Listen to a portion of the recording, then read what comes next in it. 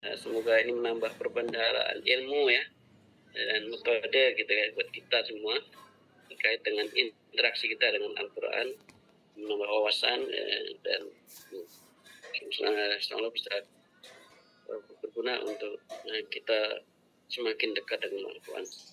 Kita tadi sudah buka dan surat Al-Fatihah dan lain-lain Ustaz. Jadi kita serahkan langsung kepada Ustaz Wido untuk memulai kajian pada pagi hari ini. Tafadhal Maskur. Ya baik. Bismillahirrahmanirrahim. Allahumma inna nas'aluka ilman nafi'an wa rizqan tayyiban wa amalan mutaqabbala. Allahumma anfa'na bima 'allamtana wa 'allimna bima yanfa'una wa zidna ilma. Amin.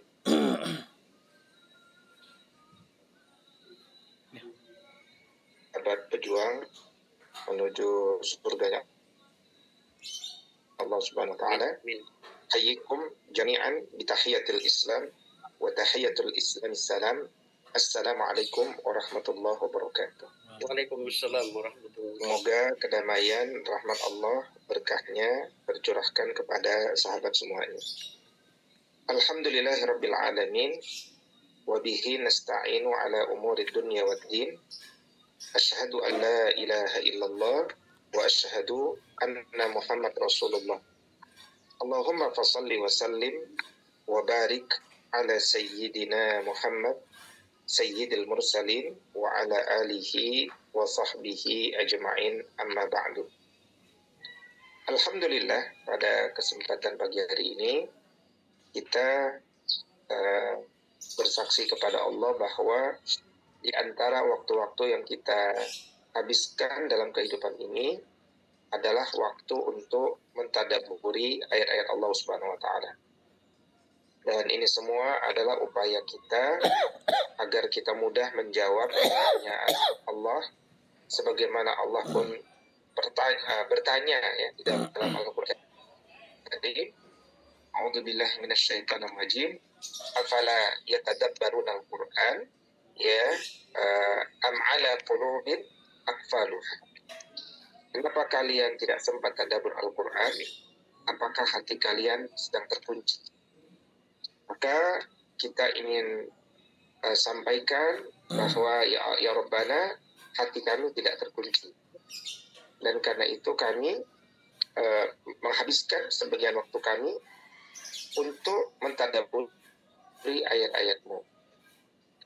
Dan dengan mentadabburi ayat-ayat Allah Subhanahu wa taala ini membuat kami kemudian mendapatkan pelajaran-pelajaran dan hati kami tidak terkunci ya Rabbana. Maka sebagai seorang muslim tentu adalah satu kesadaran ya bahwa agama ini mengajarkan kepada kita bahwa kita ini adalah orang yang sebenarnya tidak memiliki ilmu ya. Kita lahir dalam kondisi jahil, kita lahir dalam kondisi tidak mengetahui sesuatu, sehingga kemudian kita tidak boleh ya, tidak baik atau mungkin kurang adab kalau kita kembali kepada Allah dalam kondisi tetap tidak mengetahui sesuatu. Meskipun yang kita ketahui tentu adalah sangat sedikit ya. Nah, karena itu orang yang sadar bahwa dirinya tidak tahu, maka dia membangkitkan kesadarannya untuk kemudian menyadarkan dirinya kemudian dengan ilmu gitu. Nah, dengan ilmu. Maka dengan ilmu Allah akan memberikan keberkahan yang banyak kepada kita semuanya. Ya, dengan ilmu kemudian Allah Subhanahu wa taala pun akan mengangkat derajat kita. Sebagaimana Quran surat As-Saff ya, Quran surat Shad ya, surat 38 ayat 29, Allah Subhanahu wa taala berfirman, a'udzubillahi minasyaitonir rajim. Kitabun anzalnahu ilaika mubarakul liyadabbaru ayatihi waliyatazakkara ulul albab. Ya, bahwa kitab Al-Quran ini diturunkan kepadamu wahai Muhammad dengan penuh keberkahan untuk ditadaburi dan ditazakuri orang-orang yang cerdas akalnya. Nah, artinya Muslim itu diharapkan dengan Al-Quran itu dia menjadi orang yang cerdas, ya, menjadi orang yang cerdas. Dan orang yang cerdas itu digelari dengan ulul albab. Nah, untuk bisa sampai kepada kecerdasan, maka bimbingan Allah itu tersampaikan kepada kita semua. Ya, saya coba ganti ke tablet dulu ya, mohon izin.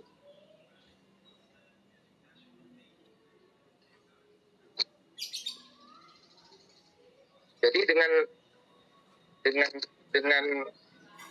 apa namanya, dengan Al-Quran itu kemudian kita menjadi sadar bahwa kita ini harus punya ilmu, dan ilmu itu minallah, ilmu itu dari Allah. Ilmu itu dari Allah, berarti kita mengambil ilmu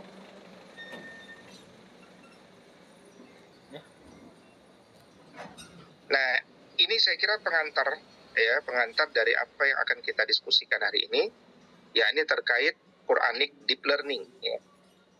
Jadi jauh sebelum istilah Deep Learning itu hadir hari ini, saya ingin katakan bahwa manusia sudah berpikir, dan manusia yang berpikir dengan mendalam, ya berarti dia sedang belajar mendalam, gitu kan.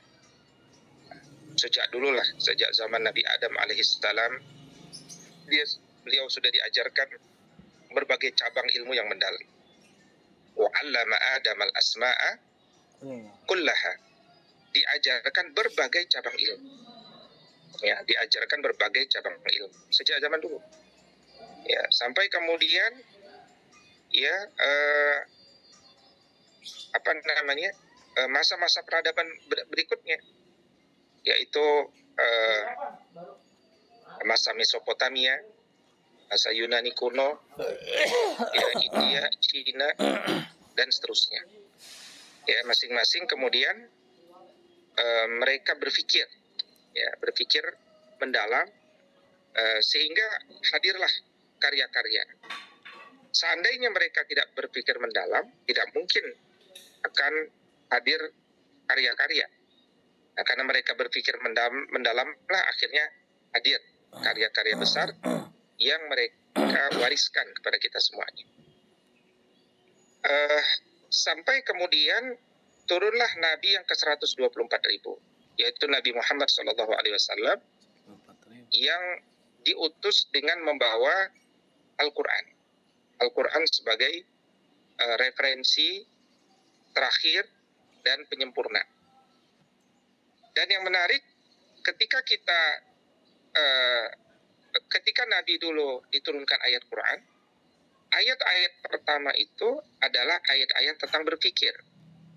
Dan termasuk ayat yang pertama yang disepakati itu oleh jumhur, ya, diantaranya adalah Iqra. Ya, bacalah. Bismi rabbikal ladzi khalaq. Dengan menyebut nama Rabbmu yang telah menciptakanmu. Iqra wa rabbukal akram. Ya, dan bacalah dan dengan Rabbmu yang mulia.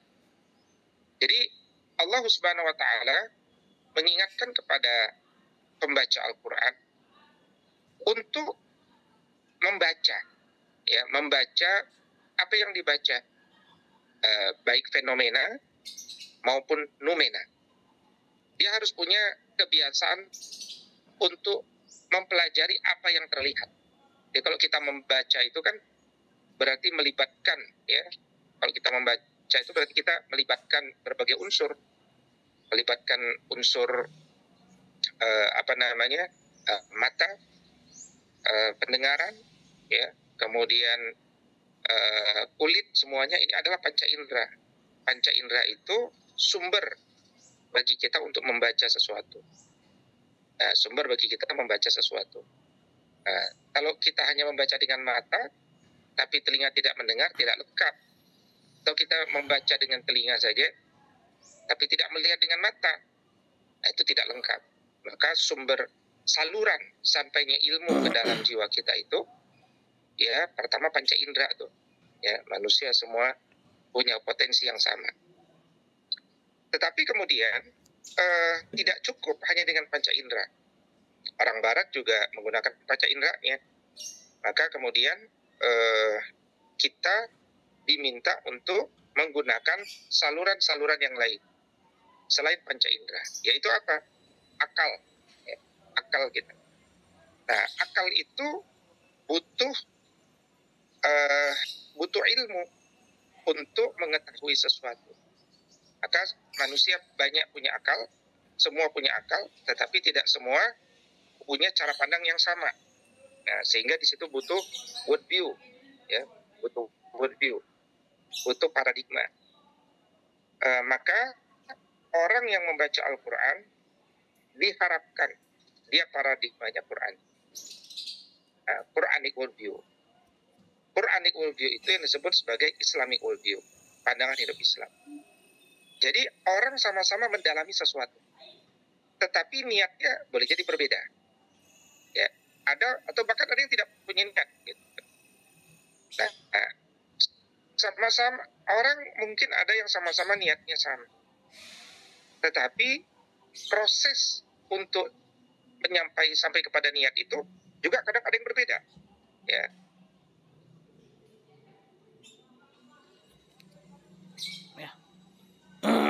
Padahal al-ghayah la tubarrirul wasilah. Tujuan itu tidak menghalalkan segala cara.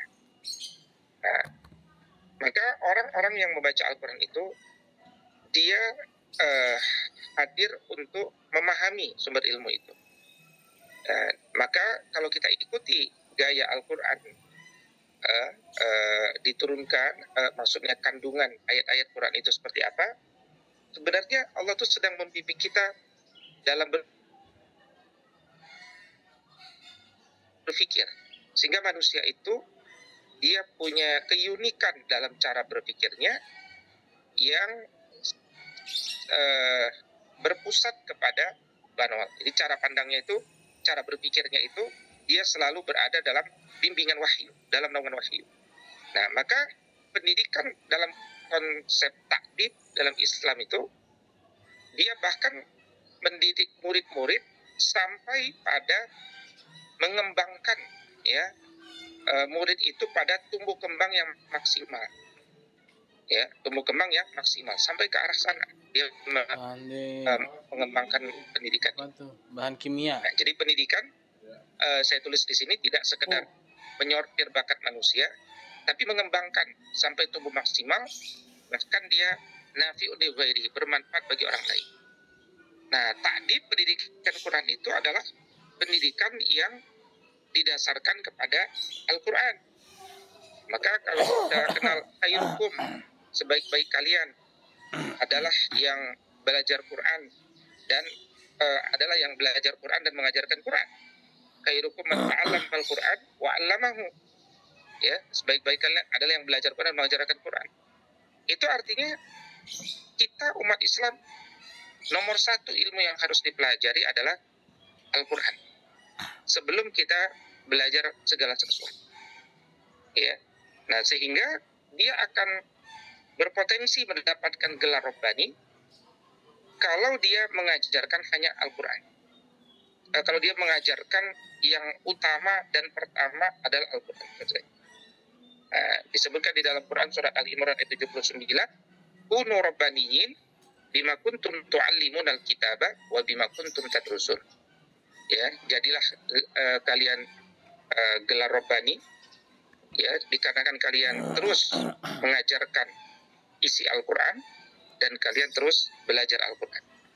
Jadi Quran itu harus ada dalam mindset kita. Ya, Quran itu harus ada dalam cara pandang kita. Quran itu harus ada dalam motivasi dan semangat kita.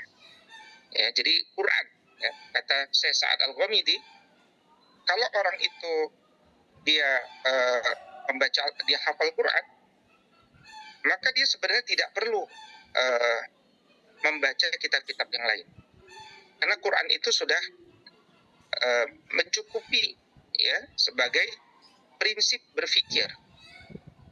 Nah, jadi selama 13 tahun tuh Nabi SAW mengajarkan umat ini secara umum mengajarkan berpikir yang substantif, berpikir yang mendalam, berpikir yang radikal, gitu ya. Jadi radikal itu kan artinya berpikir sampai kepada akarnya, ya, berpikir sampai pada akarnya. Radikal itu radix dari akar kan. Jadi kalau kita tidak berpikir secara radikal, berarti kita tidak berpikir secara mendalam, berarti kita tidak berpikir ya secara menyeluruh, secara mendalam. Kita hanya berpikir pada kulit-kulitnya saja. Ya, kita hanya berpikir pada kulit-kulitnya, maka kita hanya dapati kulit-kulitnya saja. Ya, Quran itu dia memiliki 77.439 kata. Ini pendapat yang paling masyhur, ya. Nah, dia juga memiliki 77.807 kata. Nah, ini pendapat juga perlu diketahui, ya, bersumber dari yakni Abu Hafs Umar bin Abdul Muhsin al-Baghdadi, ya, al-Baghdadi.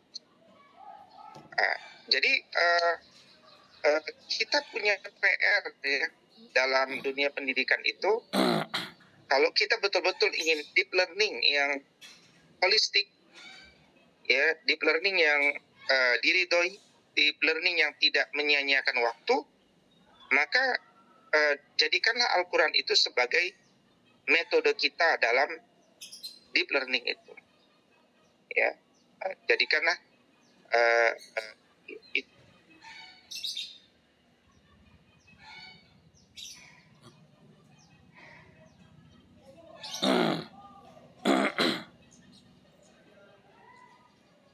Nah, dari 77.439 kosakata itu terdapat 340.740 huruf, ya, yang deep learning itu diawali dalam cara pandang Islam itu adalah dengan tidak meremehkan bahkan setiap huruf. Nah, itu saya kira tradisi yang dibangun dalam Islam itu pertama kali adalah jangan meremehkan bahkan setiap huruf. Apalagi di dalam Al-Quran itu huruf itu, ya, di dalam Al-Quran itu huruf itu juga ada yang kata, gitu. Huruf itu ada yang kata. Misalkan waw artinya ka, fa artinya maka, ka artinya seperti, ta artinya demi, la artinya sungguh, ya, wa artinya dan, ya, dan seterusnya. Nah, jadi maka jangan remehkan setiap huruf.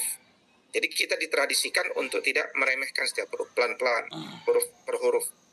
Nah, huruf itu akan membentuk kata. Kata itu akan membentuk, ya, kalimat. Kalimat itu akan membentuk paragraf. Ya, paragraf itu akan membentuk makna. Maka mengajarkan ilmu atau berbagi ilmu itu bermakna berikhtiar, berusaha, berkreasi untuk menyampaikan makna sesuatu hingga sampai ke dalam jiwa manusia dan membantu datangnya jiwa kepada makna sesuatu yang dibahas. Baik sesuatu itu sifatnya fisik, materi, ya, atau fenomena, atau sifatnya sebuah pelajaran hakikat, ya, sosial atau numena, kira-kira gitu. Jadi seseorang itu dia belajar, ya, sampai ke ilmu itu tiba di dalam jiwa manusia. Ya. Ada orang dia itu mengerti sesuatu tapi dia tidak melaksanakannya. Seperti ada murid-murid yang mereka nilai agamanya 9 tapi sholat subuh jam 9 gitu. Nah, itu artinya ilmu hanya berhenti di akal tapi tidak turun sampai pada jiwanya. Ada orang dia mengerti agama, tapi suka mengelabui masyarakat dengan iming-iming surga misalkan. Ya, biasanya dengan kaitan-kaitan dengan uang dan muamalah. Padahal dia paham bahwa muamalah itu harus transparan dan seterusnya. Itu pertanda karena Quran bahkan dihafal sekalipun, dia ternyata tidak mencerdaskan akalnya. Ya kan, buah dari deep learning itu harusnya cerdas, tapi tidak mencerdaskan itu. Ya, tidak mencerdaskan. Jadi antara pengetahuan sama amalan itu berbeda. Nah, maka Allah Subhanahu wa Ta'ala ingin kita belajar. Dan Allah siapkan sumber-sumber ilmunya. Sumber ilmu yang pertama Al-Quran. Nah, tadi kita cukup panjang bicara tentang Quran itu. Disebut ayat-ayat qauliyah. Dia kalamullah yang memberikan panduan, bimbingan bagi manusia menuju apa? Insan kamil. Istilah insan kamil itu istilah tasawuf untuk nabi. Sebagai manusia yang sempurna. Kan kita ingin mendidik manusia itu seperti nabi. Ya, nabi itu orang yang sangat mencintai deep learning. Ya, kalau di istilah sekarang. Bahkan candaan Nabi pun deep learning gitu. Jarang orang bercanda sambil deep learning. Nabi itu candaannya deep learning. Ada banyak nanti contoh-contoh candaan Nabi itu yang deep learning. Jadi deep learning ini maksud saya, ini sudah tradisi orang yang membaca Quran dengan benar. Tapi kalau dia tidak membaca Quran dengan benar, hatta dia hafal Quran, dia belum tentu orang yang menguasai deep learning gitu. Jadi dia ikuti saja apa yang digariskan di dalam Al-Quran, maka dia akan menjadi seorang yang mengerti bahwa belajar itu harus mendalam.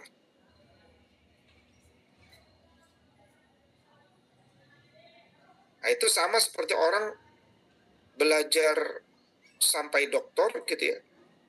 Tapi ketika ditanya, kamu fanatik nggak dengan Islam? Terus dia bilang, wah enggak, saya tidak fanatik sama Islam. Nah, kalau dia tidak fanatik dengan Islam, dia fanatik dengan apa dong? Nah, emang apa arti fanatik? Fanatik itu artinya mencintai sesuatu dengan amat sangat. Ada di Kamus Besar Bahasa Indonesia. Artinya, kalau engkau tidak fanatik, berarti engkau tidak mencintai Islam dengan amat sangat. Berarti engkau mencintai Islam biasa-biasa saja. Gitu. Wah, tapi kayaknya fanatik itu istilah yang mengerikan kalau di koran-koran. Nah, kok bisa Anda jadi dokter kalau masih percaya pada Quran? Padahal sumber ilmu itu bukan Al-Quran, tapi Al-Quran. Nah, itu satu contoh penting. Jadi, kita ini jangan terlalu membeo ya, kalau ketika ada istilah-istilah baru itu, kesannya, wah gitu. Ya, kadang-kadang kita bisa ikut pelatihan-pelatihan, berbagai pelatihan, yang sebenarnya substansinya sama, tapi sengaja dibuat beda-beda, supaya ada pelatihan, gitu. Ya, padahal hakikatnya itu yang kita perlu dapatkan. Ya, sampai pada hakikat itu. Ya, itu ayat kauliyah pertama. Yang kedua ayat kauniyah, Allah Subhanahu wa Ta'ala ilmunya itu dijembrengin dengan alam semesta yang dihamparkan ini. Dan itu kata Imam Al-Ghazali, tinta Allah tuh berhenti menuliskan, padahal baru 1/10 makhluk Allah yang ditulis tuh. Ya. Jadi apa yang kita ketahui itu sebenarnya masih sangat terbatas gitu. Nah, tapi dengan keterbatasan itu saja kita harus mengetahui ya, yang terbatas saja kita nggak semangat, apalagi yang begitu luas gitu. Nah, itu yang disebut ayat-ayat kauniyah, ayat-ayat kosmik, ayat-ayat alam semesta yang kemudian kita akan melihat ada Allah tuh di balik ayat-ayat itu. Ketika kita melihat sesuatu, maka pada saat itu kita melihat ada perbuatan Allah di sana. Jadi meskipun antum doktor bidang geologi, geodesi, doktor bidang tentang cuaca, tapi antum nggak ketemu ada Allah di sana. Semuanya berjalan seperti mesin. Ya antum bukan orang yang mendalam itu. Meskipun penjelasannya kurang mendalam. Kenapa? Pada hakikatnya antum nggak ketemu Tuhan. Itu sama saja mengatakan sesuatu itu berjalan dengan sendirinya. Berarti antum belum sampai pada tujuan menuntut ilmu. Ya, belum sampai pada tujuan menuntut ilmu. Itu kenapa antum itu tidak tunduk kepada Allah. Nah, orang yang kemudian tunduk kepada Allah, karena dia sudah sampai pada tujuan ilmu itu apa? Mengenal Allah. Maka innama yakhshallaha min ibadihi al-ulama. Orang-orang yang tunduk kepada Allah itu ya orang yang punya ilmu. Kalau dia belajar tapi nggak tunduk kepada Allah, dia baru punya pengetahuan, belum punya ilmu. Nah, yang kita kejar itu ilmu. Dan ilmu itu dengan demikian, dalam bahasa Inggris itu nggak bisa diterjemahkan dengan satu kata loh. Dengan knowledge saja misalnya. Ya, makanya silakan dibaca karyanya Frederick Rosenthal, ya, berjudul The Knowledge Triumphant. Ya, itu lebih dari 50 ya kosakata bahasa Inggris untuk mengartikan kata ilm. Karena ilm tuh nggak sederhana. Ya, bukan sederhana. Oh, saya jadi tahu yang sebelumnya tertutupi, saya jadi tahu. Ya, tapi tahu sampai sedalam apa gitu. Nah, jadi kedalaman itu nanti memang sangat dipengaruhi pada pengenalan diri kita. Ya, makanya misalkan saya sering menyampaikan narasinya Al-Imam Al-Hakim At-Turmuzi. Ya, kalau Anda sudah paham bahwa akal itu dia mengenali informasi dan yang menghayati informasi itu adalah kolbu, maka kolbu itu lapisannya juga mendalam, bukan hanya satu lapisan, kata beliau. Ada lapisan apa? Masih ingat yang lapisan paling awal namanya lapisan sodar, ya. Allazi wasisu fi sudurin nas. Ini kan cahaya iman. Masuk pada lapisan lebih mendalam lagi, namanya lapisan kolb. Nah, kolbu itu ada juga lapisan kolb, ya. Nah, itu cahaya Islam di sana. Kemudian lebih dalam lagi ada lapisan fuad. Inna sam'a wal basara wal fuada kullu ulaika kana anhu mas'ula. Kemudian ada lapisan paling terdalam namanya lapisan lub, inti kalbu. Kalau fuad tadi cahaya ma'rifat meneranginya, lub ini cahaya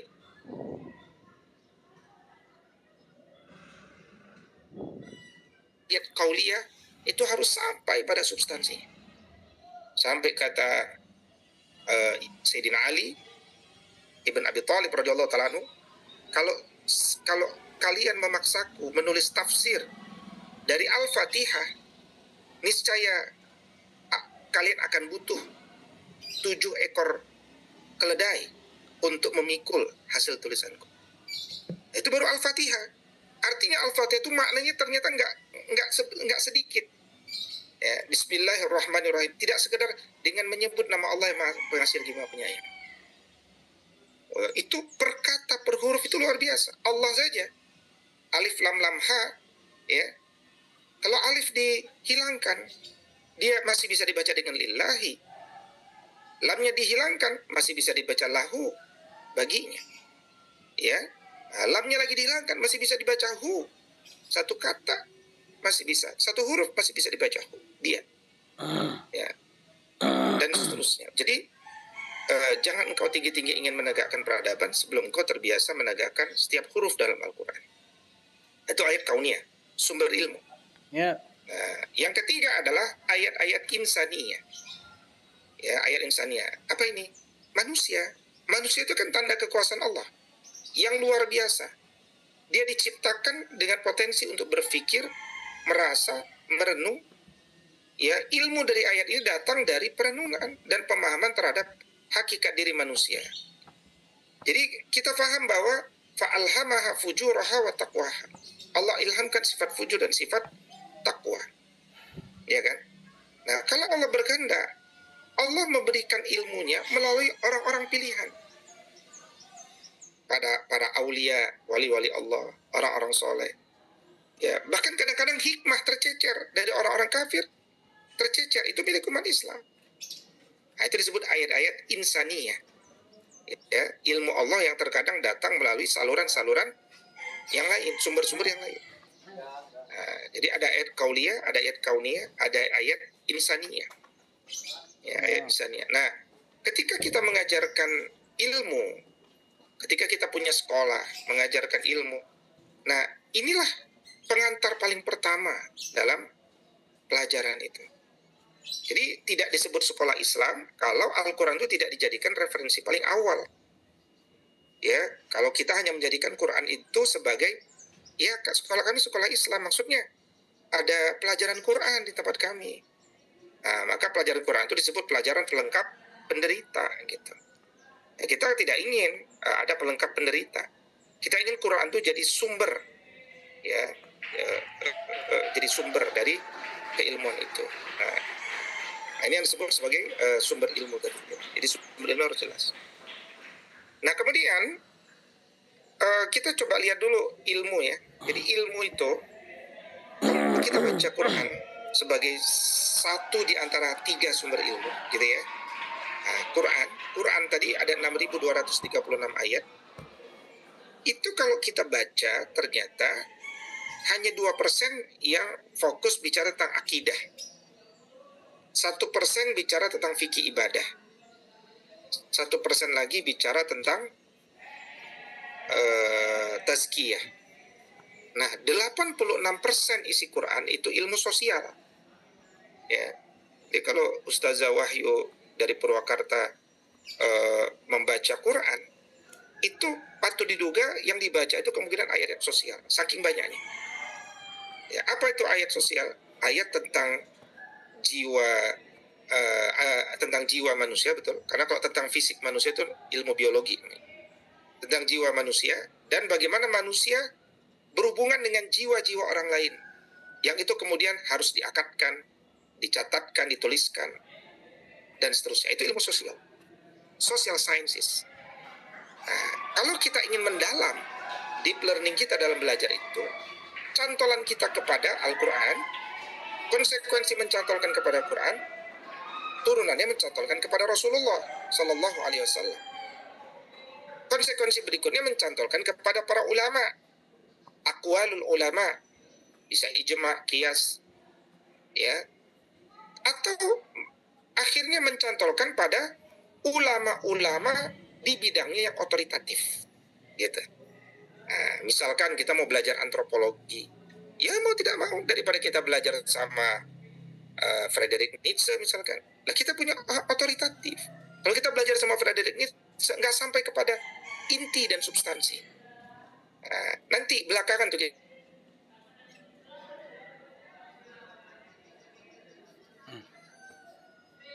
tapi jangan baca itu sebelum kita punya paradigma, punya worldview. Nah, maka guru-guru di sekolah kita itu mata pelajaran paling penting itu worldview, Islamic worldview, gitu kan. Islamic worldview itu bisa 14 sesi itu kalau di kampus Ibnu Khaldun Bogor. Teman-teman yang ngambil S2, S3 pendidikan di Ibnu Khaldun Bogor itu kita wajibkan ikut mata kuliah Islamic worldview. Kalau S1 dia 8 SKS. Karena kita ingin bereskan dulu isi kepala sehingga guru itu dia paham tujuan dia jadi guru itu bukan karyawan, tapi tujuan jadi guru itu adalah pejuang.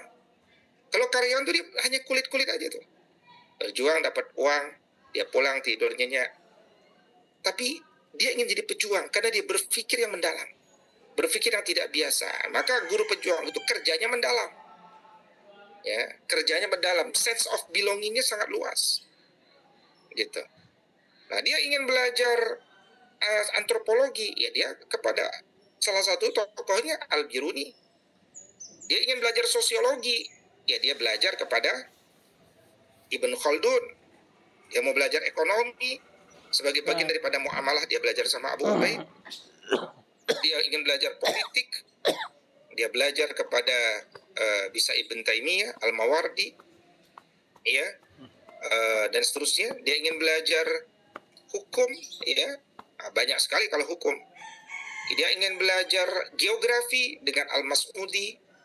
Dia ingin belajar sejarah, bisa dengan Ibn Khaldun juga, bisa dengan Ibn Battuta, bisa dengan Ibn Katsir, ya. Dia ingin belajar tentang psikologi, ya, dia bisa belajar kepada Ibn Sina.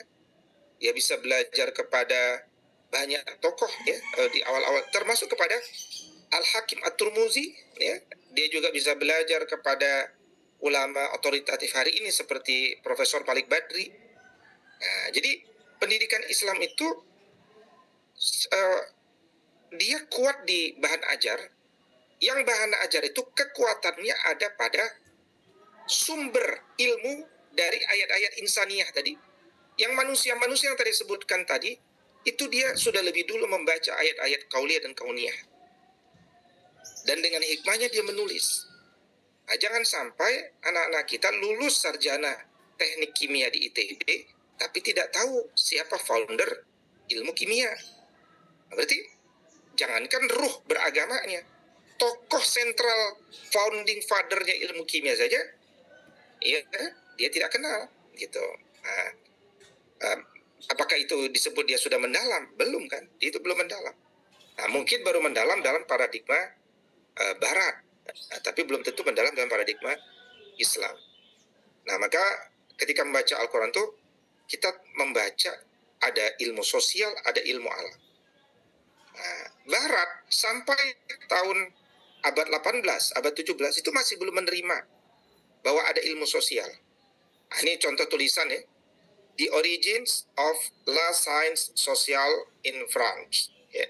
Jadi, this paper explores some of the background to the emergence of a conception of La Science Sociale in France by the end of the 18th century. Ya, jadi masih didiskusikan, ada nggak sih ilmu sosial itu? Karena nggak bisa diukur bagi Barat, nggak bisa dikuantifikasi, maka dia bukan ilmu. Ya. Belum.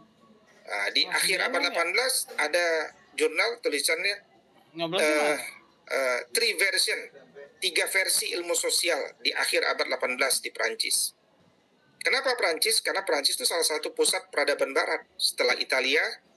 Ya, Italia nanti abad 13, Inggris, Prancis. Nah, itu awal-awal transisi itu, transisi keilmuan, kepemimpinan, awal transisi itu dari Islam ke Barat. Ya. Amerika belum ada. Ya, apalagi hari ini Amerika lagi shutdown kan. Bandara-bandara lagi pada ditutup. Nggak nyambung sih ya. Tapi itu menunjukkan bahwa kiblat kita tuh dalam pendidikan sebenarnya bukan Amerika. Ya, Amerika itu negaranya bisa shutdown.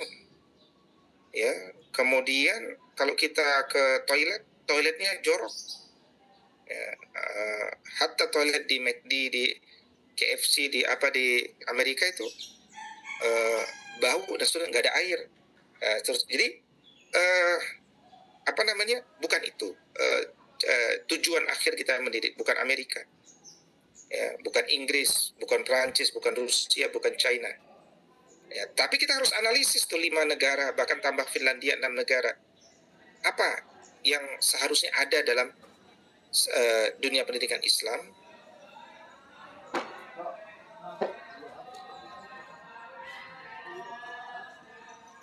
Nah, ternyata kan sebenarnya apa yang membuat kita mundur itu ya karena kita itu nggak punya narasi dalam dunia pendidikan. Nah, sehingga pembelajaran kita tuh biasa-biasa saja.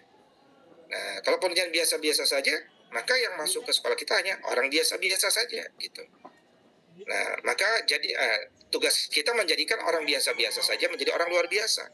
Diawali apa? Dengan menyadarkan kepada mereka untuk jadi orang tua yang luar biasa atau orang-orang yang luar biasa dengan narasi itu. Ya. Nah, maka di dalam Al-Quran itu tadi saya sebutkan cabang ilmu itu ada 3. Ilmu tentang adab kepada Allah, ada di akidah, fikih, ibadah, tazkiyah, gitu ya. Ada ilmu tentang adab kepada diri dan sama manusia, itu ilmu alam, ilmu sosial, dan itu 86% sendiri. Dan ada ilmu tentang adab kita kepada alam semesta.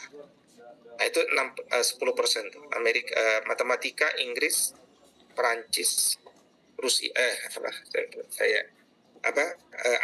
matematika, kimia,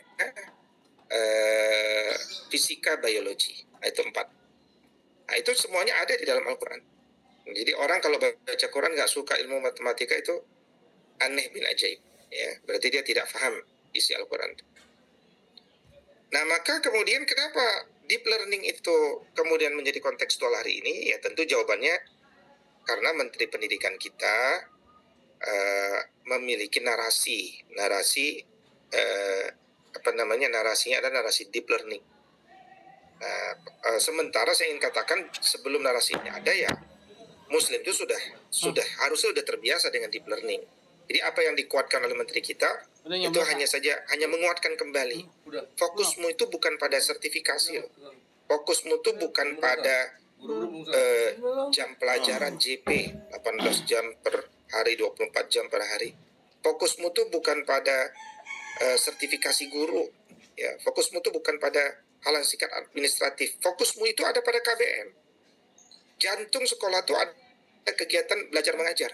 Dan kegiatan belajar mengajar ini harus luar biasa, mendalam gitu. Bukan hanya kulit-kulitnya saja. Maka guru hadir ke sekolah itu bukan untuk merekam joget-joget mereka. Guru hadir ke kelas untuk membuat generasi bangsa ini terbiasa berpikir mendalam. Nah, untuk itu kita melihat ada tantangan hari ini. Pertama, materi yang disampaikan ternyata tidak berkorelasi dengan kehidupan. Ya, kita belajar apa, murid butuh apa. Nggak nyambung. Nah, kadang-kadang materi itu pun diajarkan dengan tidak paham tuh gurunya.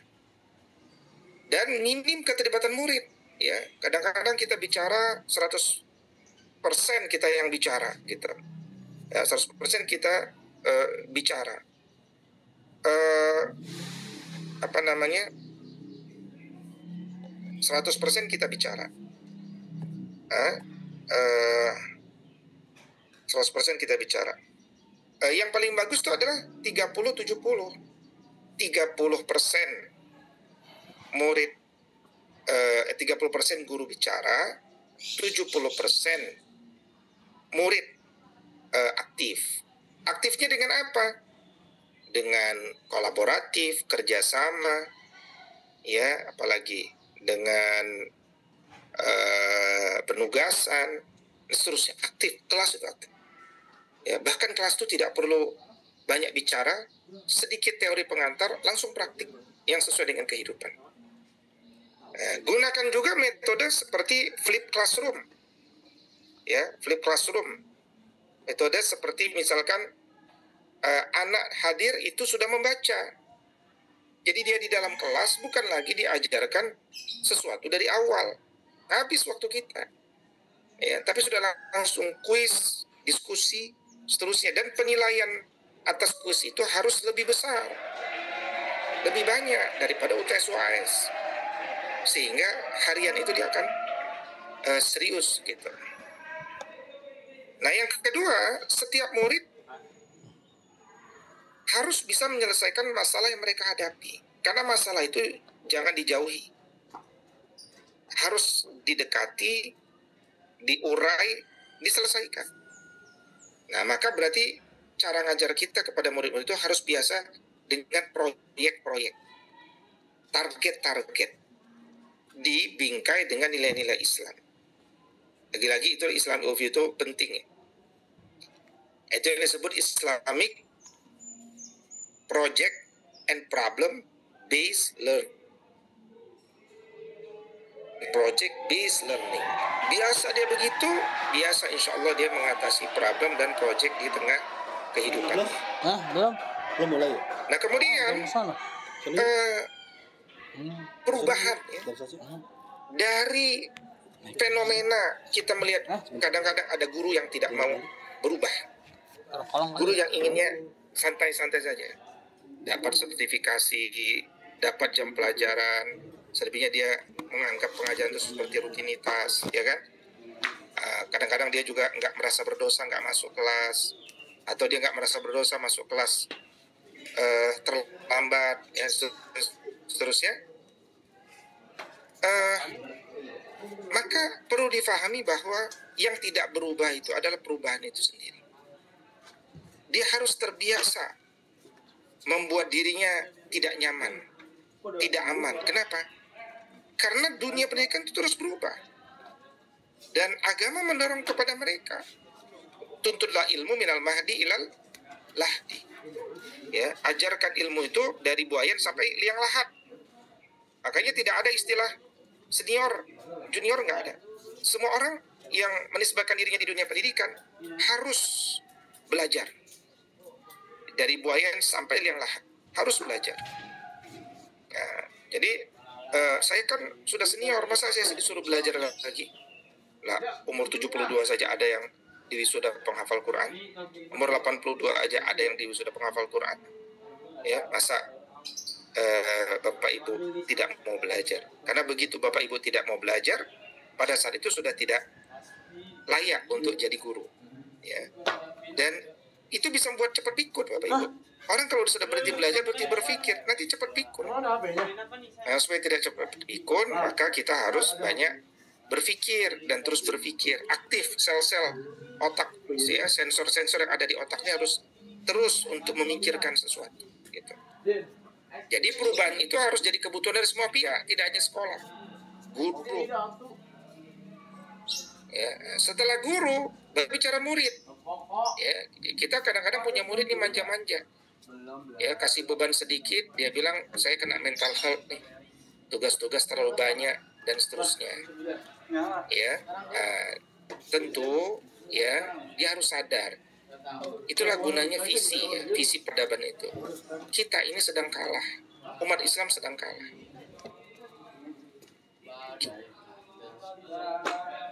Gimana sih? Gimana sih supaya bisa berjuang? Ya harus belajar, punya ilmu. Tapi ilmunya masih sedikit, ya makanya jangan banyak istirahat. Ya, kita harus tampilkan kompetitor-kompetitor mereka tuh di negeri Cina, di Tibet, di mana gitu kan, bagaimana mereka berjuang belajar tuh dari pagi 6.30 sampai jam 9.30 malam tuh di Cina katanya. Ya, dan istirahat sebentar siang hari, belajar serius. Karena mereka itu orang penduduk yang sangat di dunia ini. Kompetisi di antara mereka sangat ketat. Ya, kalau mereka tidak berlelah-lelah dalam belajar, mereka akan berlelah-lelah dalam mengangkat pekerjaan-pekerjaan yang berat dengan fisik. Nah, silakan, ya silakan. Jadi disadarkan. Jadi murid disadarkan setelah guru disadarkan. Orang tua juga disadarkan. Kadang-kadang anak sudah semangat belajar, orang tuanya protes. Anak saya kalau bisa jangan berat-berat belajarnya. Sampaikan hidup ini berat. Anda orang tua mengatakan begitu karena Anda lagi punya banyak uang. Nanti kalau Anda sudah kesulitan, semua belum siap, baru Anda sadar bahwa selama ini Anda terlalu menyederhanakan pendidikan itu. Kadang-kadang ada orang tua, Ustadz, anak saya nggak usah belajar apa-apa, yang penting dia hafal Quran. Bahkan 6 tahun SMP SMA, hafal Quran saja, tak belajar apa-apa. Ini tentu harus kita kritik. Bayangkan penalaran anak kita, ya, kesejarahan, pengetahuan tentang sejarah, fisika dasar, matematika dasar, sains dasar, itu hal-hal yang wajib hari ini untuk diketahui. Tanpa itu dia nggak bisa membaca alam semesta, atau dia nggak punya metodologi, dia nggak punya teknik, gimana cara membaca, untuk apa, dan seterusnya. Ya, jangan sampai sudah SMA masih nanya anoa itu apa ya, gitu kan. Jadi apalagi jangan sampai sudah lulus SMK, ya ada batang besi 10 meter dibagi 4. Berapa meter panjang masing-masing? Tak tahu juga dia. Tapi dia penghafal Quran, nggak bisa. Dia nggak bisa jadi pejuang hanya dengan hafal. Ditinggikan terus. Gitu. Ya. Nah kemudian pendidik itu banyak yang tidak tertarik dengan perubahan. Itu juga harus perubahan. Nah, itu tantangan pendidikan kita. Nah, sahabat RKS dan para pejuang pendidikan seluruhnya, kalau hari ini muncul semangat PM, ya, saya taunya PM itu kan project management dari dulu ya, project management, ya itu saya. Tapi sekarang ada istilah baru namanya PM. Ya, PM itu adalah pembelajaran mendalam, deep learning kira-kira. Nah itu kenapa? Itu karena politiknya sedang bicara tentang hal tersebut. Ya, bicara. Nah sekarang, oke, kita baca hikmah-hikmah. Dan kenapa Pak Menteri mendorong deep learning? Ya tentu itu di atas keresahan beliau, ya keresahan beliau bahwa pembelajaran sekarang kok begini, ya kok Indonesia itu di nomor 68 dari 72 negara di tingkat penalaran. Ya penalaran itu dihitung nanti dari sains, matematika, dan literasi. Nah, itu untung harus masih untung kita. Untung yang dihitung cuma 72 negara. Kalau 220 negara yang dihitung, aduh, kita nggak tahu nih di nomor berapa. Ya alhamdulillah 68 kan keren. Nggak usah dibaca dari 72 negaranya. Kan kira-kira sama kalau dulu sistem ranking kan. Ranking berapa? Saya ranking 20. Wah, bagus dong. Dari berapa orang? Dari 20 orang. Oh, berarti dia terakhir gitu kan. Jadi nah, pembelajaran mendalam itu mendapatkan momentumnya karena ada seorang pakar yang masih hidup yang disertasinya, dan dia ini kalau tidak salah minimal punya 4 doktor ya. Punya 4 doktor ya, kemudian postdoktor. Dia memang senang dalam dunia pendidikan dan kepemimpinan. Namanya Michael Fullan. Ini bahasa Arab nih, Fullan ya, si Fullan. Michael Fullan ya. Michael Fullan. Michael Fullan ini Ustazah Esti ya di Medan. Michael Fullan ini adalah seorang worldwide expert in whole system change in education and the global leadership director.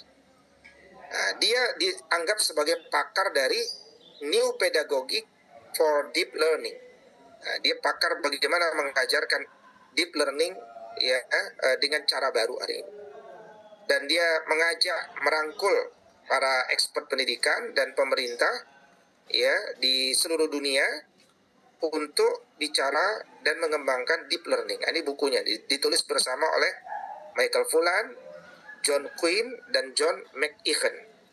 Ya, Deep Learning Engage the World, Change the World. The World Engage the World, Change the World. Artinya, mari bersatu, rubah dunia. Mari bersatu sedunia untuk ubah dunia. Nah, sehingga bagaimana change strategiknya? Ya, sistem change strategik itu bagaimana?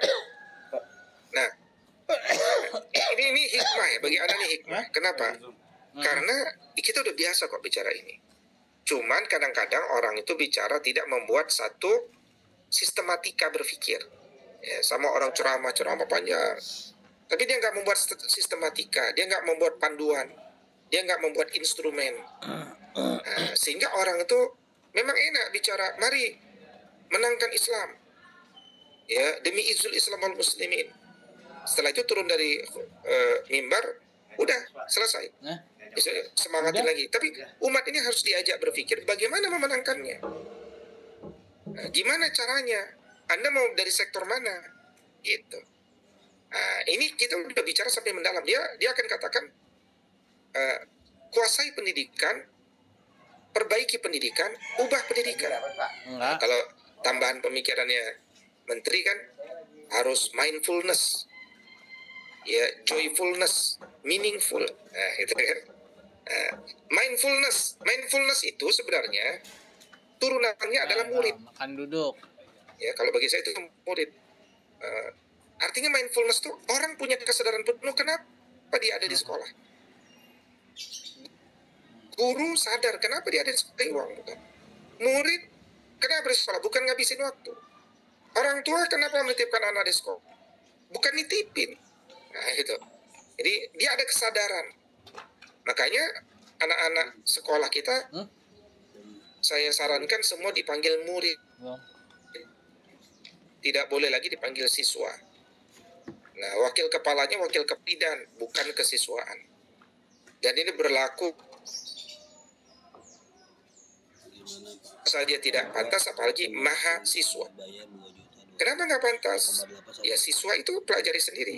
Apa katanya, dari mana kosakatanya, apa maknanya. Ya, sementara murid itu bukan karena dia bahasa Arab semata-mata, tapi karena kandungan mindfulness tadi.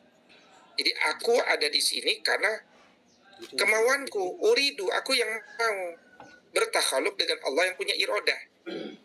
Nah, jadi membangun kesadaran kenapa kamu ada di sini, itu dulu baru belajar. Ya kalau belum disadarkan itu jangan belajar. Gitu. Ya kan ngabisin waktu, karena kalau jiwa itu belum bersih, ilmu nggak akan masuk. Gitu. Nah, maka komponennya kata Michael Fullan adalah culture of learning, budaya pembelajaran. Kalau istilah Prof. Wan Muhammad Nurwan Daud, muridnya Prof. Al-Atas, ada bukunya judulnya Budaya Ilmu, Budaya Ilmu, atau Rihla Ilmiah. Jadi culture of learning, budaya pembelajaran. Ya, kemudian change knowledge, pengetahuan.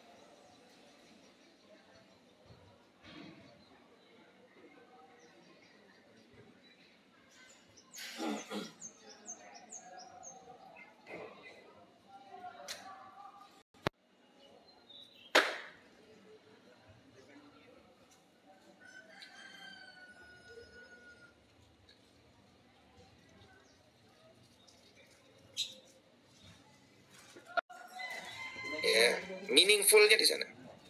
Ya, joyfulnya di learning and teachingnya kira-kira. Jadi belajar itu harus membahagiakan. Nah, tapi juga ini perlu ya digarisbawahi.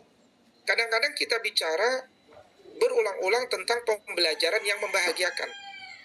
Tapi kita lupa apakah murid bahagia dengan isi pelajaran, gitu. Karena pembelajaran yang membahagiakan boleh jadi muncul karena gurunya lucu. Gurunya jadi tontonan. Tetapi apakah murid senang dengan isi pelajaran itu? Kan belum tentu. Nah, maka nomor satu adalah jadikan murid senang dengan apa yang akan dipelajari. Kalaupun dia tidak senang, minimal sadarkan bahwa ilmu dari apa yang dia pelajari itu memang bermanfaat bagi dirinya sebagai manusia. Kamu kalau nggak belajar ini, kamu susah loh hidupnya. Nah, itu kalau kita udah bisa jelasin itu, minimal dia terpaksa, oh iya ya. Apalagi sebagai muslim. Kamu sebagai muslim, kalau nggak belajar sub materi ini, kamu nggak bisa maksimal loh sebagai muslim. Nggak bisa jadi muslim kafah. Nah, itulah latar belakang dari problem and project based learning, gitu. Ya, itu saya gunakan bahasa mudahnya saja. Jadi jangan sampai kemudian kita menyampaikan sesuatu itu, ya tiba-tiba ngajar tanpa ada pendahuluan. Pendahuluan itu lebih penting daripada isinya dulu. Ya, introduction, mukaddimah, target, apa target pembelajaran kita? Berapa lama kita belajar? Itu kan dulu itu, sehingga dia bisa bisa lakukan penguasaan kelas tuh. Ya, berapa lama kita belajar? Apa target kita? Ya, apa yang harus kita lakukan bersama? Karena itu kita harus sama-sama serius, saling ta'awun, tolong menolong, ya, saling bekerja sama di antara kita, gitu. Ya kan?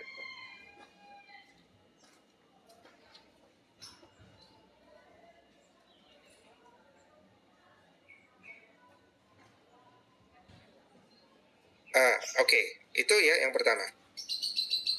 Nah, berikutnya dari core komponen ini, jadi deep learning itu core komponen ada 3. Menurut siapa? Menurut Michael Fullan. Ya.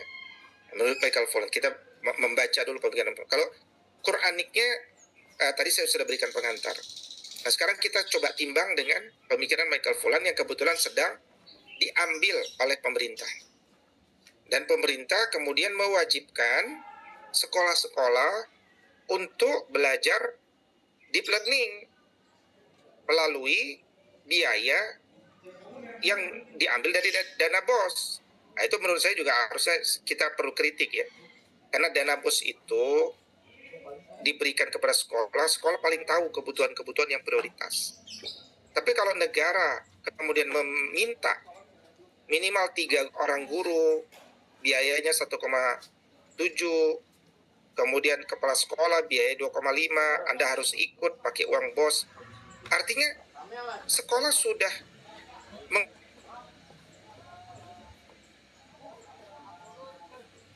saya sepertinya tidak memberikan ruang bagi sekolah untuk memilih.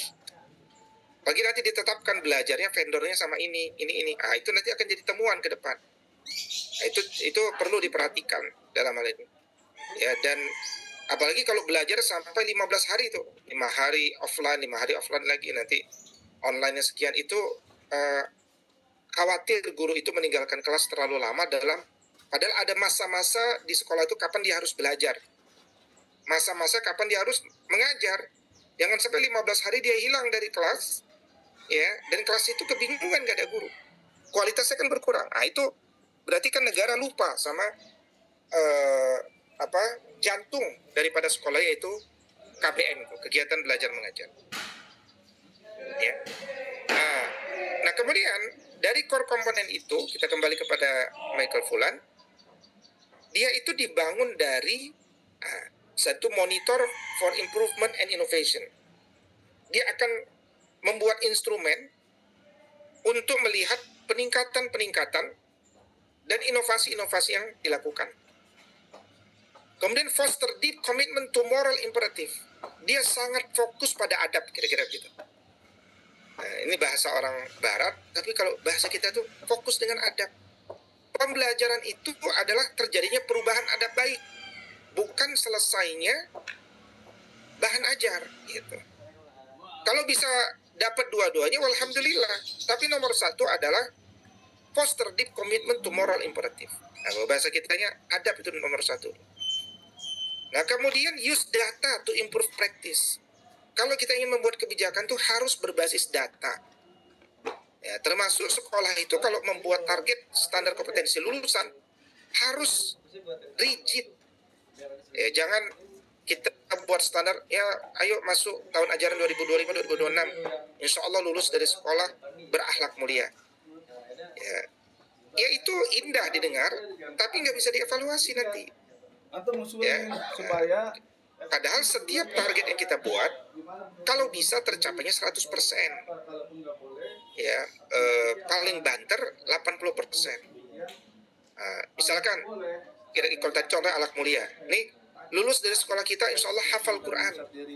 Nah, hafal Quran itu berapa juz? Gitu.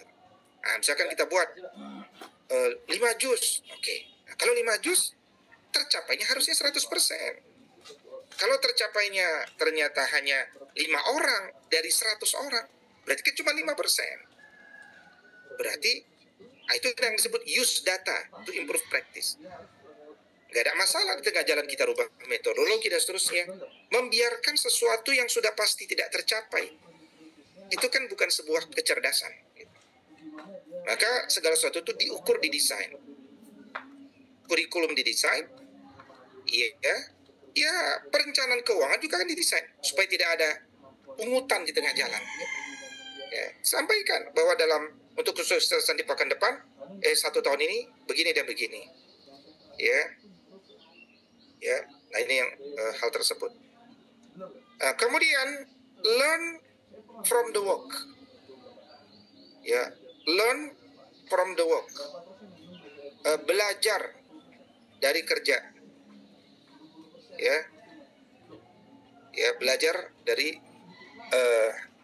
hasil kerja kita. Jadi kadang-kadang kita itu belajar dari apa yang kita lakukan. Ya. Cultivate district-wide engagement. Ya, jadi sinergitas lah dengan sekitar. Build leadership at all levels. Jadi kita harus menciptakan teamwork di mana setiap tim kita, guru-guru kita, semua itu mental pendidik. Invest in capacity building. Kita harus siapkan cukup banyak waktu untuk mengupgrade guru-guru kita supaya terbiasa berpikir mendalam. Ya, itu dengan banyak cara. Misalkan dengan kalau di sekolah adab.id misalkan kita ikhtiarkan dengan 15 menit setiap Senin pagi jam 5.45, kemudian 30 menit setiap Senin malam yang sering saya share setiap pekan itu kita membaca adab, kemudian 1 jam setiap hari selepas belajar, 3 jam hari Jumat, kemudian 3 jam nanti dari pembinaan muadibnya setiap pekan. Ya, nanti ada program pengembangan gurunya setiap awal bulan, setiap awal semester, town hall meeting setiap 3 bulan. Ya, kemudian program refreshment lagi setiap akhir semester. Jadi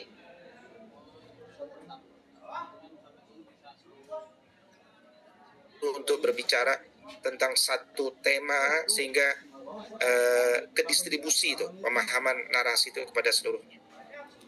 Kemudian develop a small number of ambitious goals. Ya, dia mengembangkan sejumlah target-target ambisius. Wah, gitu. Jadi orang kalau sekolah nggak punya target ambisius, ya dia berjalan biasa-biasa saja. Biasa. Nah, sekali lagi, para pendidik muslim, kompetitor kita bukan sekolah-sekolah Islam. Ini saya sering sampaikan. Kompetitor kita sekolah-sekolah yang hari ini dipandang terbaik di Indonesia. Itu dulu, Pak. Nanti tahap selanjutnya, kompetitor kita yang tadi saya sebutkan, 5 negara pemimpin sama 1 negara itu, ya, Finlandia tadi sebut. Nah, itu kompetitor kita. Jadikan kompetitor supaya kita itu punya ambitious goals. Ya, bayangin, masa kita harus diajarin Michael Fullan untuk bicara begini gitu kan? Ya, seakan-akan kalau Michael Fullan nggak ngomong, kalau ustadz yang ngomong kita nggak percaya. Kalau Michael Fullan yang ngomong, kita rela bayar 2.500.000, pelatihan 15 hari, hanya untuk cover deep learning kan? That's something yang logical fallacy gitu ya. Jadi saya kira kita sebagai muslim ya adalah yang paling semangat bicara tentang deep learning. Bahkan deep learningnya kita sampai kepada wujudnya Allah tuh. Gitu. Nah, sahabat semuanya, saya belum menyampaikan materi ini sebenarnya. Baru pengantar saja. Tapi kan kadang-kadang kalau saya menyampaikan materi, pengantar yang nggak nyambung. Ya. Dalam teori deduktif itu pengantar besarnya dulu, baru konsepnya. Nah, ternyata sudah 1,5 jam kurang ya. Setelah jam 10 kurang, mungkin kalau ada 1-2 pertanyaan, dipersilakan Ustaz Miftah. Mohon izin, in uridu ilal islah mastata'tu fa idza azamta fatawakkal 'ala Allah. Assalamualaikum warahmatullahi wabarakatuh. Waalaikumsalam. Kalau Ustaz Wido, Masya Allah luar biasa. Ini baru pengantar ya. Berarti nanti ada sambungannya Ustaz ya? Pendalaman. Iya, pendalaman sesi 1, 2, 3. Ini bagi saya terutama ini hal yang mencerahkan, banyak paradigma baru, mindset baru yang harus kita terapkan dalam diri kita. Dan bagi yang punya lembaga pendidikan ya, seperti saya punya rumah Quran yang mungkin sedikit gitu ya, coba diadopsi gitu ya, diterapkan gitu. Banyak evaluasi. Baik, Bapak Ibu sekalian, ada kesempatan untuk bertanya kepada Ustaz Wido. Temanya sangat luar biasa. Silakan Pak. Boleh Pak Babang. Open mic-nya. Ya, sudah siap. Nah, silakan. Ya, Ustaz, gimana tuh? Ya, Ustaz. Saya bukan pendidik, tapi kan pengamat lah istilahnya. Tadi apa yang disampaikan? Pendidik di rumah. Apa yang disampaikan tadi, Ustaz, bahwa konsep pendidikan dengan deep learning itu, apakah itu konsep itu bisa diterapkan di dalam pendidikan formal atau informal? Ya, kemudian kalau formal itu ada berjenjang. Apakah untuk tingkat SD, SMP, SMP saja dan sebagainya. Karena kan ada konsep-konsep yang tadi narasumber bilang, ada konsep pedagodik. Nah, yang pedagodik itu apakah juga termasuk deep learning? Karena kan itu kalau kita mau mendalam kan harusnya kita harus dari dasar. Mohon penjelasan, Pak. Syukur. Langsung atau gimana Ustaz? Langsung aja. Boleh ditambah dulu. Ibu yang berdua, Ibu Zerlita, mangga. Open mic. Bismillahirrahmanirrahim. Assalamualaikum warahmatullahi wabarakatuh. Waalaikumsalam. Jazakumullah khairan katsiran Ustaz. Tentang sumber ilmu dalam Islam ya. Jadi tadi di antara yang disebutkan sumber ilmu dalam Islam, di antaranya yaitu insaniyah. Apakah mimpi itu termasuk dalam sumber ilmu dalam Islam? Kemudian untuk tadabbur dalam Al-Quran, tadi pertanyaan di surat An-Nisa ayat 82 ya. Apakah mereka tidak merenungkan Al-Quran? Apakah ini kemudian bisa dikaitkan dengan surah Al-Baqarah di ayat 272 di mana Allah mengatakan bahwa Allah yang memberikan petunjuk kepada siapa yang dikehendaki berdasarkan kesiapannya menerima petunjuk. Lalu mungkin bisa dikembangkan gitu. Karena ini hak prerogatif Allah dalam memberikan ilmu kepada orang, mungkin bisa kita gali lebih dalam lagi tentang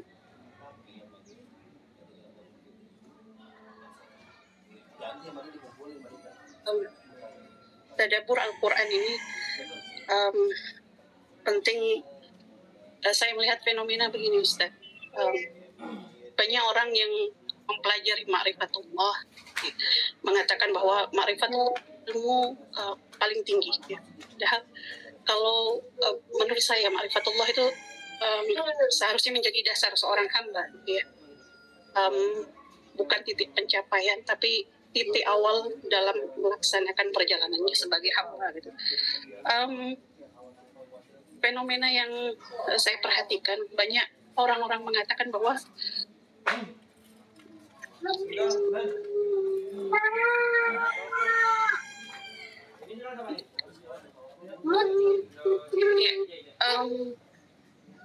jadi dalam belajar ma'rifatullah banyak yang menyampaikan bahwa hati-hati belajar ma'rifatullah akan menyebabkan gila gitu atau mabuk ketuhanan gitu. Mungkin dalam proses pembelajarannya terlepas dari tadabbur Al-Quran itu sendiri sehingga menjadikan rasa sebagai panduan dalam perjalanan kerohaniannya seperti itu ya.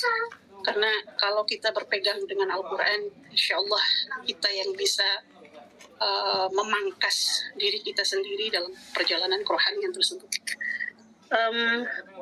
Itu Ustaz, mohon penjelasannya. Jazakumullah khairan katsiran.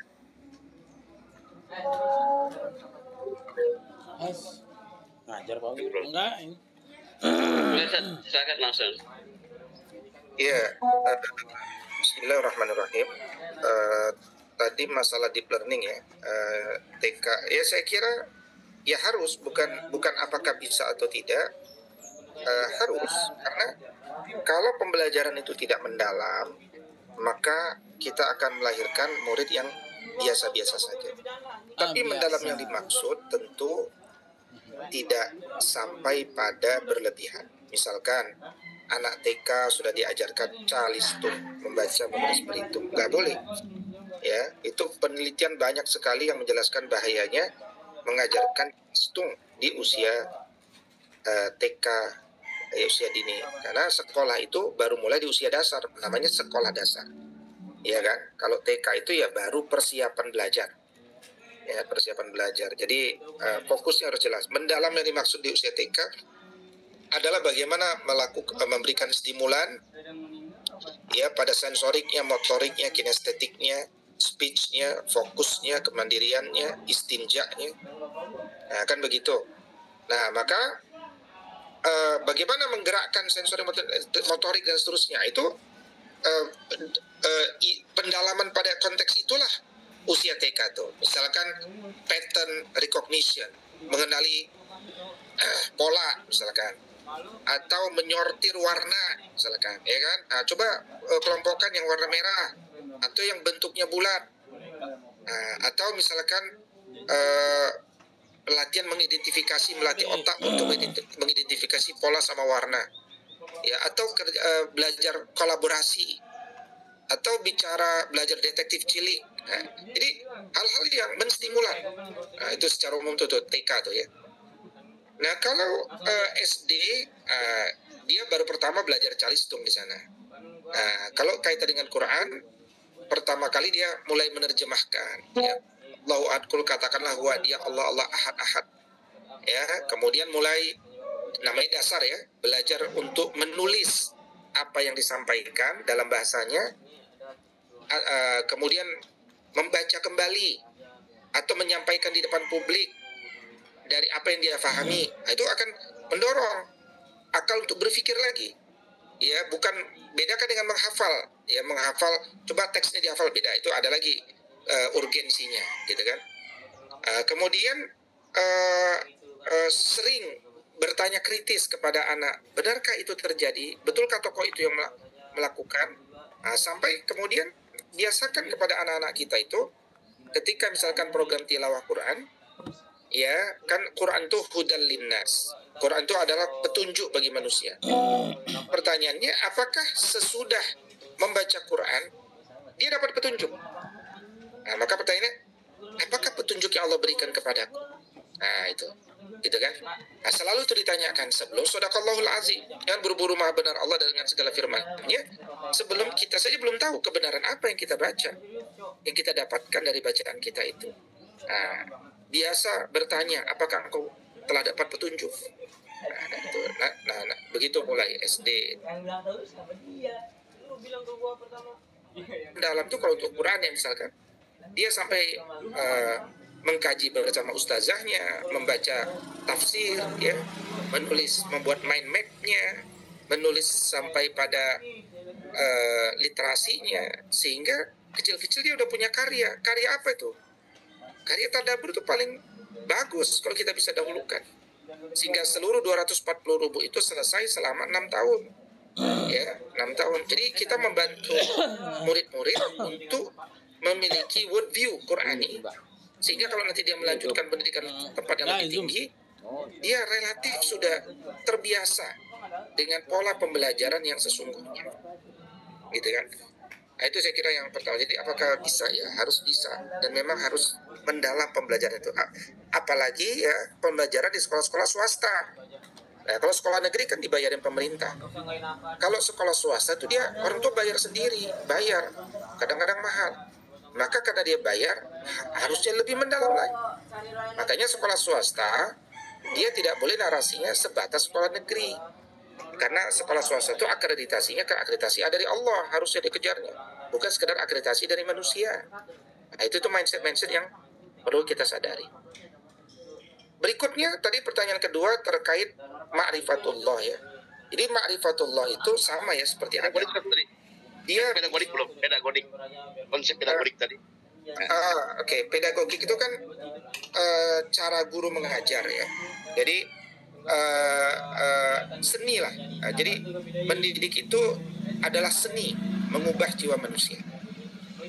Karena itu seorang yang punya ilmu belum tentu dia bisa mengajar kan. Orang itu punya ilmu belum tentu dia bisa mengajar. Pedagogik itu akan melatih orang yang punya ilmu untuk kreatif, how people learn, bagaimana orang itu belajar bahagia, apa metode yang membuat orang tertarik, bagaimana lingkungannya supaya dia nyaman, ya kan? Mau ke arah mana ini ditujukan. Nah, maka pedagogik itu biasanya istilah untuk anak-anak. Nah, kalau untuk dewasa itu namanya andragogik ya, tapi secara umum ya pedagogik secara umum begitu. Nah, maka kemudian pedagogik kalau dalam kaitan dengan deep learning menurut Michael Fullan ya, menurut Michael Fullan, bisa juga nanti menurut yang lain. Kalau menurut Michael Fullan yang dirujuk oleh pemerintah sekarang itu slogannya 6C, karakter, sivil, kewarganegaraan, collaboration, communication, creativity, critical thinking. Ya. Di karakter, kewarganegaraan, kolaborasi, komunikasi, kreativitas, berpikir kritis. Nah, maka seorang guru dalam konteks ini dia didorong untuk menerapkan metode pengajaran yang bukan berhenti sekedar pada hafalan, tapi menuntut untuk berpikir kritis, bekerja sama, kreatif. Nah, pertanyaannya, ini kan bukan hal yang baru. Bahkan di negara sendiri kan nggak harus deep learning, sudah ada dulu. Taksonomi Bloom, itu teori dasar kan. Low order thinking skill, high order thinking skill, gitu kan. Itu sebenarnya hal-hal baru. Makanya saya simpulkan, sebenarnya deep learning yang sekarang sedang ramai-ramai ini sekedar membedah pemikirannya Michael Fullan. Tapi Muslim tidak boleh dibatasi cara berpikirnya hanya kepada Michael Fullan. Tapi juga Muslim harus merasa terbantu juga. Karena Michael Fullan membantu antum untuk mensistemasikan cara berpikir. Gitu kan? Nah, kalau nanti rujukan buku-buku ya yang relate antara Quran dengan sains, itu banyak sekali ya. Saya satu isi lemari itu ada buku itu semua, gitu ya. Banyak ya karyanya. Ada yang berbasis Quran, ada berbasis hadis ya. Misalkan Profesor Zaglar itu dari mana, India apa Pakistan, itu salah satu yang karya juga bisa dirujuk. Ada banyak ya. Mungkin nanti di grup ya bisa ditanyakan. Kemudian gitu ya. Kemudian yang kedua tadi terkait ma'rifatullah. Ma'rifatullah itu bisa seperti adab ya. Dia bisa, kalau ditanya adab tuh awal apa akhir, gitu kan, sama kan. Di ma'rifatullah itu bisa jadi ilmu awal. Kalau konsepnya ilmu yang pertama kali dipelajari adalah ilmu tentang Allah ya, wa ilahukum ilahu wahid. Fa'lam annahu la ilaha illallah. Berarti dia input awal, ilmu paling awal. Karena kalau kita sudah kenal Allah, akhirnya kita sadar belajar ya dari Allah. Ya. Akhir berarti dia nggak belajar lagi. Maksudnya kalau dia sudah mengenal Allah, maka akhirnya dia sadar bahwa saya itu harus belajarnya dari Allah, sumbernya dari Allah. Nah, baru dia akan mengembara pada perjalanan yang panjang. Tapi perjalanan panjang itu kan pada akhirnya sampai pada tujuan, ternyata Allah itu memang wujud.